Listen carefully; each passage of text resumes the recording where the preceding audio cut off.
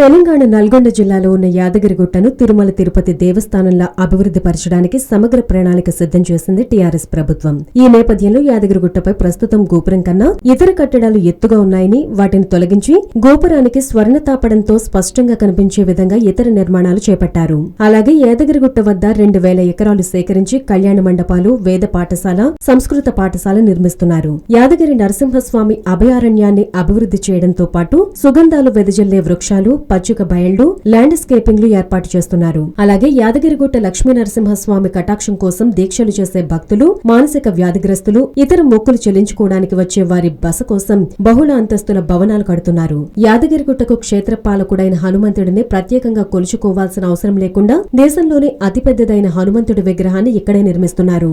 గుట్టపై ప్రధాన ప్రదేశాలకు ఆధ్యాత్మిక పేర్లను పెట్టడంతో పాటు చుట్టుపక్కలున్న గుట్టలు, రాయగిరి, గంధమల్ల చెరువులను పర్యాటక ప్రాంతాలుగా తీర్చిదిద్దుతున్నారు. ఈ నేపథ్యంలో ప్రస్తుతం జరుగుతున్న పనులు చూస్తే యాదగిరిగుట్ట మరో తిరుమలలా మారడంలో సందేహం లేదంటున్నారు. దీంతో తెలంగాణ రాష్ట్రంకు దేశ స్థాయిలో మరింత గుర్తింపు వచ్చే అవకాశం ఉంది. ఇక యాదగిరిగుట్టను ప్రతిష్టాత్మకంగా తీసుకున్న కేసీఆర్ ఎవరూ ఊహించని స్థాయిలో యాదాద్రి రూపురేఖలు మార్చడంతో అక్కడి ప్రజలు సంతోషం వ్యక్తం చేస్తున్నారు. హలో, మిమ్మల్నే యోయో టీవీ యాప్ డౌన్లోడ్ చేసుకున్నారా? ఇంకా లేదా?